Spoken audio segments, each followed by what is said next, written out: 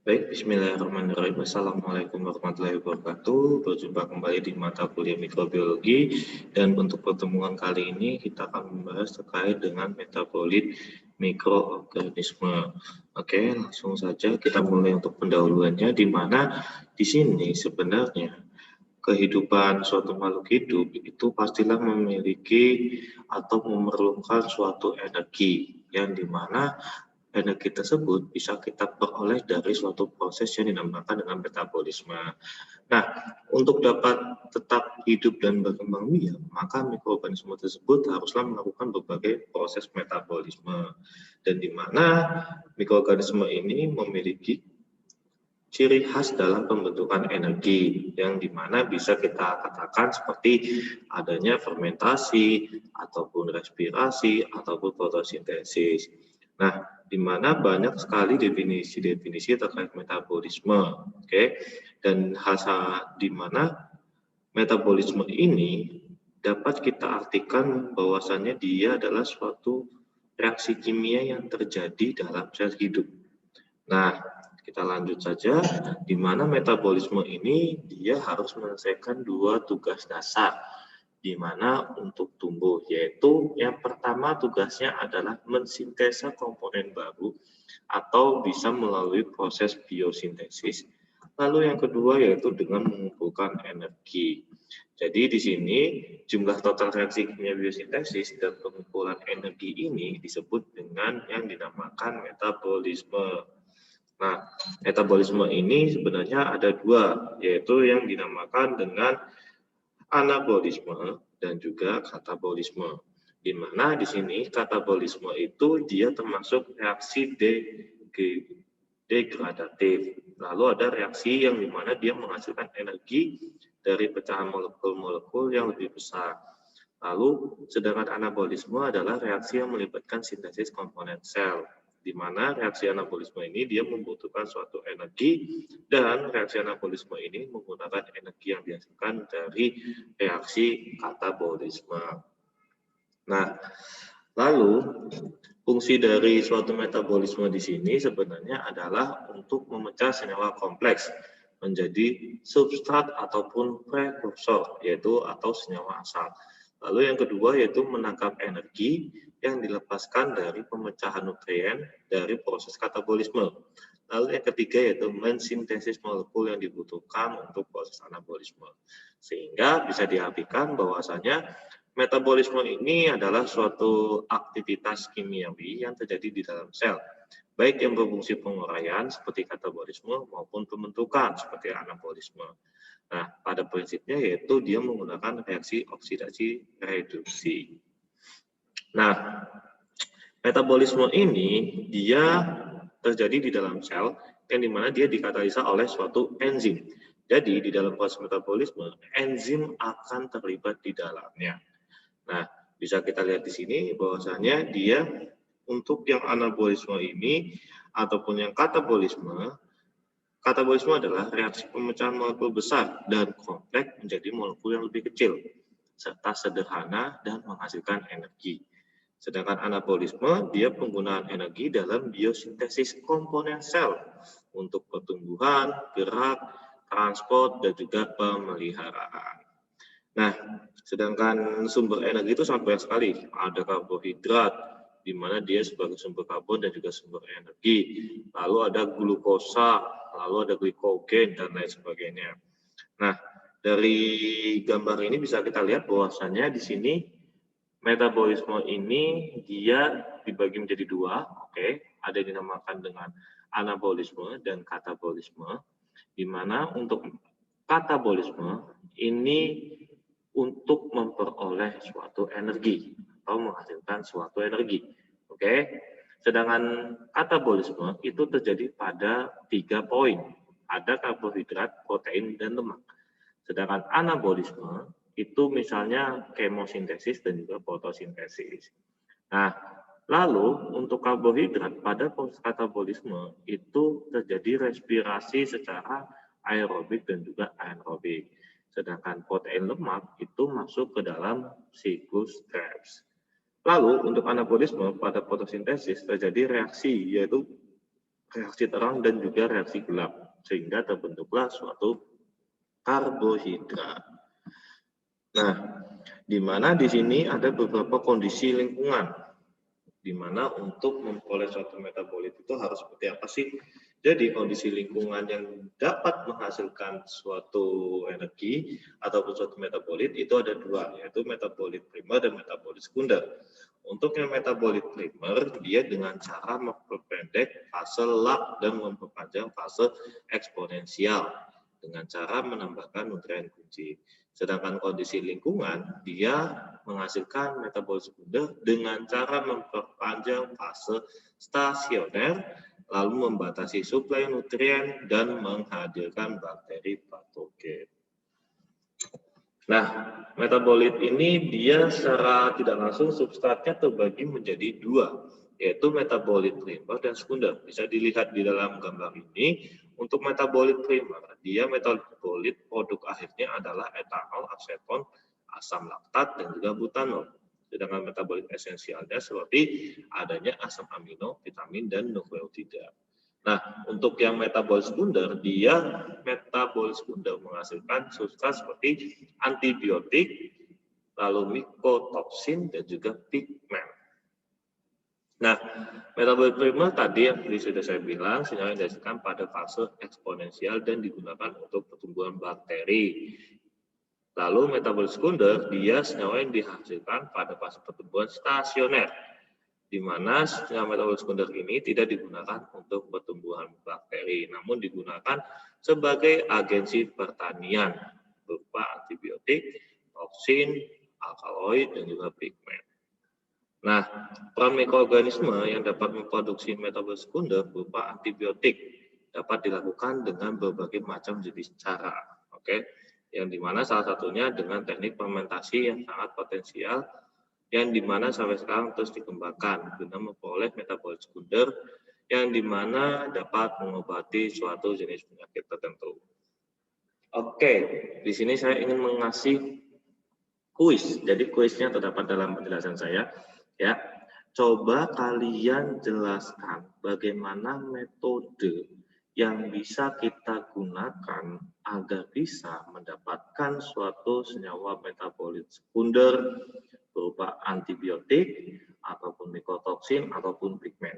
Ya, jelaskan metodenya dan juga hasilnya seperti apa. Nanti silakan dijawab dan dikumpulkan di dalam kolom kuis yang sudah saya sediakan.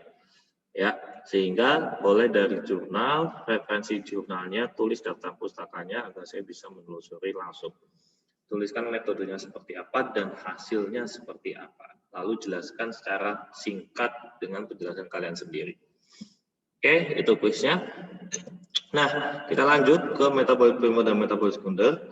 Untuk metabolit primer, itu pengertiannya di mana dia adalah suatu metabolit ataupun molekul yang di mana merupakan produk akhir atau antara yang fungsinya sangat esensial bagi kelangsungan hidup organisme tersebut. Nah, dan juga dia memiliki bobot molekul yang rendah sebagai penyusun molekul yang lebih besar. Nah, produksi untuk metabolit primer ini dia produksinya tidak berlebihan. Apabila berlebihan, itu mampu untuk menghambat pertumbuhan mikroorganisme. Namun, beberapa mikroorganisme dapat juga tumbuh. Contoh dari metabolit primer ini, dia adalah protein, lemak, karbohidrat, dan juga DNA. Nah, ciri-ciri metabolit primer itu bagaimana sih? Oke, ciri-ciri metabolit primer pastilah dia terbentuk melalui metabolisme primer. Lalu dia memiliki fungsi yang esensial. Lalu dia sering berhubungan dengan pertumbuhan organisme penghasilnya dan bersifat tidak spesifik dan mampu dibuat dan disimpan secara intraseluler. Lalu hasil akhir dari metabolisme, energi, dan juga etanol. Jadi ciri-ciri metabolit primer adalah itu tadi. Intinya adalah hasil akhirnya adalah suatu metabolisme, suatu energi, dan juga suatu etanol. Lalu metabolit sekunder itu apa sih? Nah, metabolit sekunder dia adalah hasil metabolisme yang disintesis oleh beberapa mikroorganisme tertentu yang tidak merupakan kebutuhan pokok mikroorganisme untuk hidup dan juga tumbuh. Nah, Metabolit sekunder ini juga contohnya adalah seperti antibiotik, pigmen, vitamin, dan juga steroid. Bahkan metabolit sekunder ini dia memiliki fungsi sebagai nutrien darurat yang dimana untuk bertahan hidup. Dan metabolit sekunder dia disintesis pada akhir siklus pertumbuhan dan diproduksi sebagai suatu campuran beberapa senyawa kimia yang memiliki struktur yang hampir sama. Lalu untuk ciri-cirinya bagaimana? Ciri-ciri metabolit sekunder pastilah dia diproses melalui metabolisme sekunder dan diproduksi selama fase stasioner yang tadi sudah awal kita jelaskan. Lalu fungsi bagi organisme penghasil yaitu belum jelas, akan tetapi tidak berhubungan dengan sintesis komponen sel ataupun pertumbuhan. Lalu dibuat dan disimpan secara ekstraseluler dan merupakan kekhasan bagi spesies tertentu. Biasanya berhubungan dengan aktivitas antimikroorganisme enzim spesifik, seperti penghambatan, pendorongan pertumbuhan, ataupun sifat-sifat farmakologis. Nah, kita sudah mempelajari nih, ternyata metabolit itu bermacam-macam. Ada anabolisme, lalu ada katabolisme, lalu dari substratnya pun ternyata ada metabolit primer dan metabolit sekunder. Lalu bagaimana sih strateginya untuk bisa meningkatkan produksi metabolit mikroorganisme? Yaitu bisa melakukan dengan cara pertama, melakukan mengisolasi mikroorganisme muatan yang tidak menghasilkan hasil akhir yang bersifat inhibitor ataupun reseptor umpan balik. Lalu memanipulasi enzim-enzim pengatur sehingga tidak lagi dapat mengalami metabolit yang bersifat inhibitor. Lalu yang terakhir yaitu dengan cara memodifikasi permeabilitas suatu diri sel mikroorganisme sehingga hasil akhirnya itu bersifat inhibitor ataupun reseptor. Nah, tadi kita juga sudah menyinggung bahwasannya dalam suatu metabolisme kita akan memerlukan yang namanya energi. Nah, menghasilkan suatu energi di mana energi tersebut pastilah memerlukan suatu enzim. Berarti dalam suatu metabolisme tidak lepas dengan adanya enzim. Nah, apa sih peran enzim itu dalam suatu proses metabolisme? Oke, enzimnya ini dia memiliki peran 3. Yang pertama yaitu dengan memfasilitasi setiap langkah jalur metabolik. Lalu dia juga sebagai protein yang berperan sebagai katalis. Lalu dia dapat menurunkan energi aktivasi. Lalu berperan sebagai katalisator secara biologi, di mana dia apabila yang sangat spesifik, di mana dengan menggunakan enzim tertentu hanya mampu beraksi dengan satu substrat dalam jumlah terbatas. Lalu enzim tidak dapat mengganti reaksi ataupun produk reaksi kimia, dan enzim biasanya dinamai untuk substrat yang dilakukannya dan berakhir dengan airan ase. Lalu apabila kita mempelajari enzim, maka ada yang dinamakan dengan kofaktor dan juga koenzim. Nah, ini seperti yang bisa kalian lihat bahwasannya ada kofaktor, enzim, dan juga substrat. Jadi, kofaktor ini dia adalah komponen non-protein yang bereaksi dengan enzim. Sedangkan koenzim itu ada kofaktor organik yang dimana bekerja sebagai pembawa bagi molekul ataupun elektron. Contohnya ada NAD, NAD+, FAD, NADP+, itu adalah koenzim. Nah, lalu dia bisa juga bersifat yaitu tidak spesifik, bisa bekerja dengan beberapa macam enzim lainnya. Nah, perlu beberapa hal yang harus kita perhatikan dalam melihat aktivitas enzim, di mana ada beberapa faktor yang bisa mempengaruhi dari kinerja enzim tersebut. Yang pertama yaitu suhu, di mana di sini suhu yang meningkat akan meningkatkan kecepatan reaksi, sehingga suhu yang sangat tinggi mampu membuat enzim menjadi tidak berfungsi. pH ini fungsi enzim terbaik yaitu pada pH di atas 7. Jadi kalau misalnya di bawah 7, enzimnya akan bekerja tidak maksimal. Lalu yang terakhir adalah konsentrasi garam. Di mana di sini dengan konsentrasi garam yang rendah itu adalah hal yang disukai oleh enzim. Nah, bila kita membahas suatu enzim, maka tidak lepas dengan adanya peran ATP, yaitu adenosin trifosfat, yang dimana dia adalah sebagai sumber energi dari bagi sel tersebut. Nah, ATP ini bisa diciptakan dari 3 mekanisme, yaitu yang pertama adalah substrat phosphorylation, yang kedua adalah oxidative phosphorylation, dan yang ketiga adalah photophosphorylation. Nah, kuis yang kedua adalah kalian silakan memilih salah satu di antara 3 mekanisme ini. Ya, silakan kalian cari apa sih itu substrat phosphorylation dan bagaimana prinsip dari mekanisme tersebut dan fungsinya. Ya, jadi kuisnya untuk pertemuan kali ini ada 2. Silakan kalian jawab kuis yang pertama dan kuis yang kedua ini dalam satu kolom yang sama saja. Oke. Nah, nanti silakan kalian tuliskan soalnya apa dan silakan langsung jawab seperti itu. Oke, jadi pilih salah satu, mau yang mana silakan kalian jelaskan dan kalian berikan contohnya untuk yang 3 mekanisme ini. Selanjutnya, ini saya akan menjelaskan terkait dengan pengertiannya saja ya. Untuk prinsipnya nanti silakan kalian cari sendiri dan contohnya itu seperti apa. Itu adalah kuis kalian. Untuk yang pertama yaitu substrat phosphorylation, di mana dia menggunakan energi kimia untuk menambahkan ion fosfat ke molekul ADP. Dan sedangkan oxidative phosphorylation menggunakan energi dari proton untuk menambahkan ion fosfat ke ADP. Sedangkan photophosphorylation dia menggunakan energi radiasi dari matahari untuk diubah menjadi fosforilat ADP ke ATP.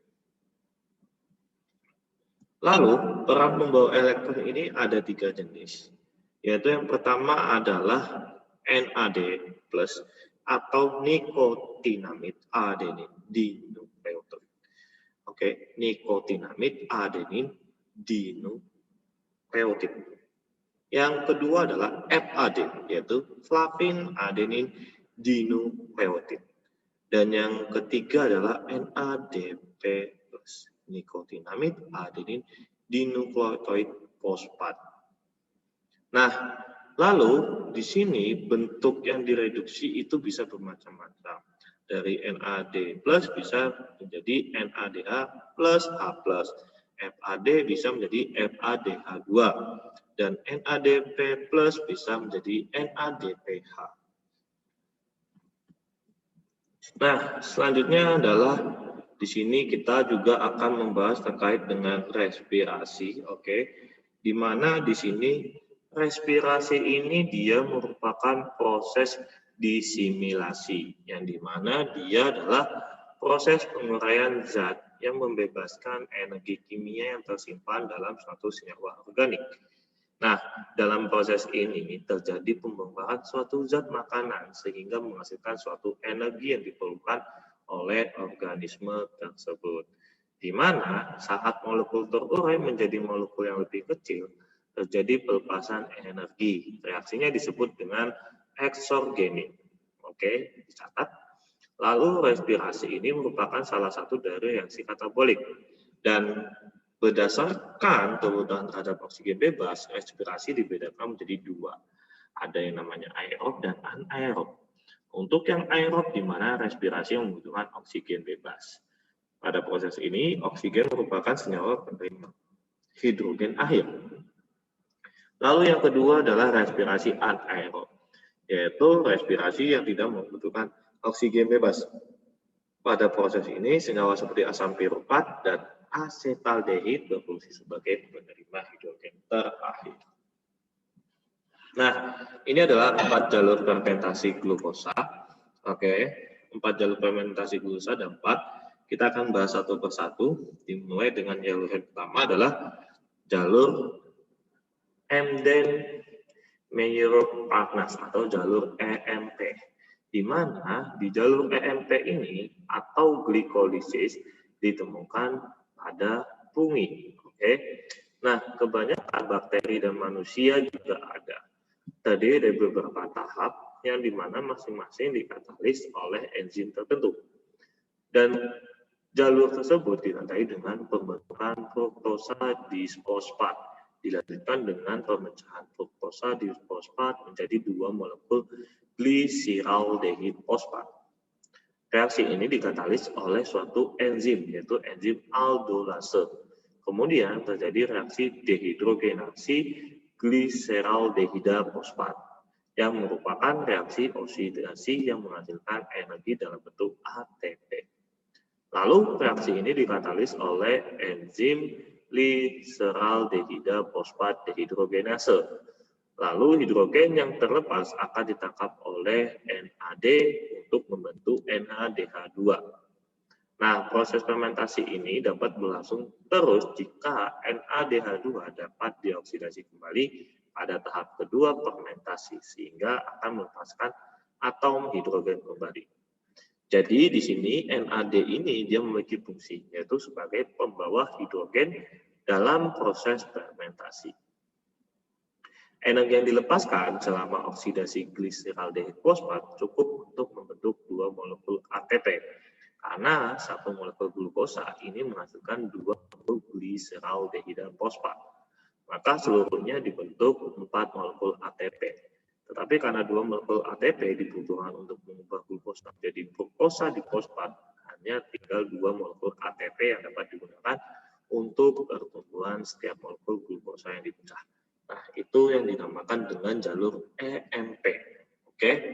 Dan dia dapat dioperasikan pada kondisi aerob dan anaerob.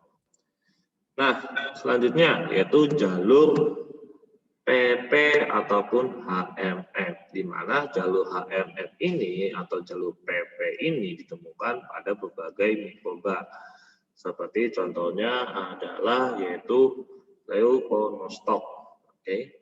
Jalur ini sangat penting dalam proses metabolisme jasad renik, di mana untuk menghasilkan pentosa yang diperlukan untuk sintesa asam nukleat dan juga beberapa asam amino aromatik dan vitamin, serta sebagai sumber NADPH2 yang diperlukan untuk reaksi biosintesa. Jalur ini juga disebut dengan siklus pentosa, di mana tidak dihasilkan energi secara langsung, tetapi NADPH2 yang dibentuk merupakan sumber energi potensial. Jadi di sini tidak menghasilkan energi secara langsung, tapi dengan adanya NADPH2 itu adalah salah satu energi potensial untuk masuk ke dalam sistem transfer elektron.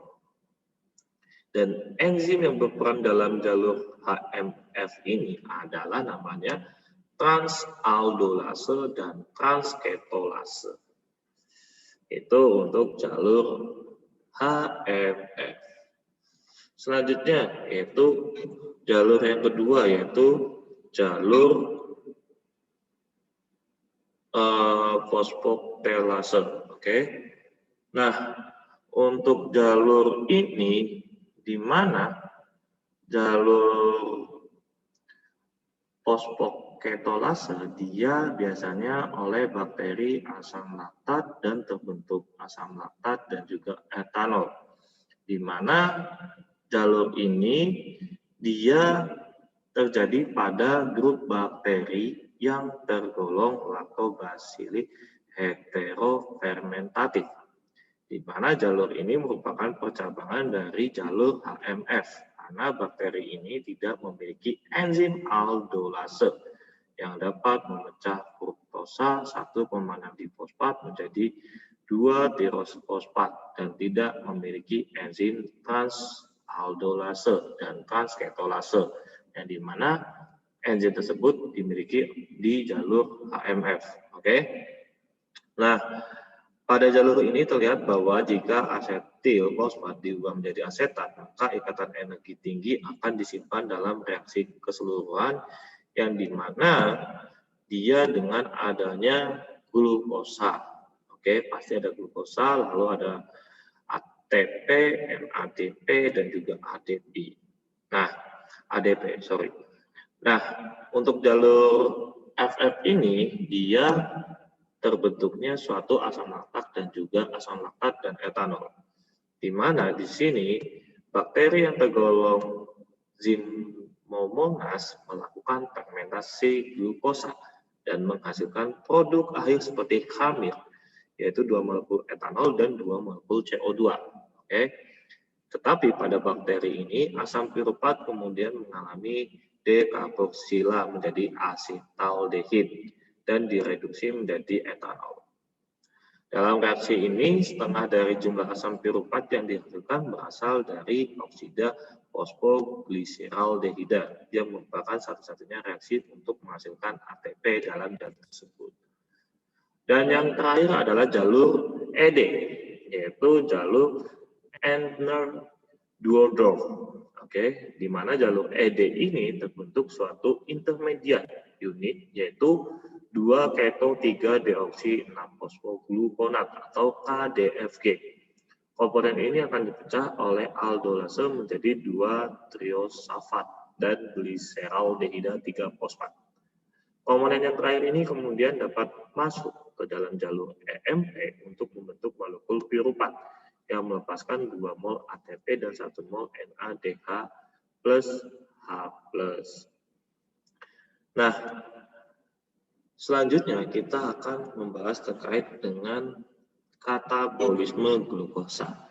Nah, ini adalah metabolisme terakhir yang dimana ini melewati 4 proses sekaligus ya. Jadi ini secara respirasi, yaitu contohnya dari respirasi aerob. Kalau misalkan kalian yang contoh respirasi anaerob apa Pak? Contohnya tadi fermentasi dan juga fotosintesis. Oke. Nah, kita bahas terlebih dahulu yaitu yang pertama respirasi aerob dimulai dengan glikolisis. Di mana untuk glikolisis ini mungkin kalian bisa untuk mencatat ya. Nah, glikolisis ini dia merupakan pengubahan dari glukosa menjadi piruvat dan ATP tanpa membutuhkan oksigen. Nah, tahap pertama dari proses ini adalah di mana glukosa yang masuk ke dalam sel ini mengalami fosfolipasi dengan bantuan enzim heksokinase dan menghasilkan glukosa 6-fosfat. Nah, di mana tahap glikolisis ini ada 10 dan pada tahap yang terakhir di mana yaitu adanya pembentukan fosfoenol piruvat atau PEP dan 2 fosfogliserat dengan bantuan enzim enolase. Sekaligus juga terjadi pembentukan 2 molekul air. Dan terjadi lagi, yaitu tadi pembentukan dan yang terakhir adalah perubahan. Terjadi perubahan fosfoenol piruvat atau PEP menjadi asam piruvat dengan bantuan enzim piruvat kinase. Serta terjadi pembentukan 2 molekul ATP. Nah, untuk proses glikolisis ini, dia akan menghasilkan 2 molekul asam piruvat yang berkarbon 3, 2 ATP, dan 2 NADH dari setiap perubahan 1 molekul glukosa. Lalu yang kedua adalah proses transisi. Nah, di mana ini proses transisi ini atau konversi yaitu berlangsung dalam mitokondria dan merupakan reaksi kimia yang mengawali untuk terjadinya siklus Krebs. Oke. Nah, dalam peristiwanya terjadi perubahan asam piruvat menjadi molekul asetil-CoA. Asetil-CoA ini merupakan sebuah berkarbon 2 dan dalam 2 peristiwa ini juga dihasilkan 1 molekul NADH untuk setiap perubahan molekul asam piruvat menjadi asetil-CoA. Lalu yang ketiga yaitu siklus Krebs. Nah, untuk siklus Krebs ini dia berlangsung pada 2 tahapan berikutnya, yaitu siklus Krebs dan yang terakhir adalah transfer elektron. Bila mana pada organisme eukariotik, dia berlangsung pada matris dalam mitokondria. Sedangkan prokaryotik berlangsung dalam sitoplasma. Jangan kebalik, oke? Eukariotik dia berlangsung pada mitokondria, sedangkan eukariotik dia berlangsung pada sitoplasma. Tahapan dalam siklus Krebs ini dia yang pertama diawali dengan asam piruvat dari proses glikolisis, selanjutnya masuk ke siklus Krebs setelah bereaksi dengan NAD+. Lalu reaksi selanjutnya adanya reaksi antara asetil-CoA2 dengan asam oksalat asetat dan terbentuk asam sitrat. Nah, asam sitrat dengan bantuan NAD+ akan membentuk asam alfa-ketoglutarat.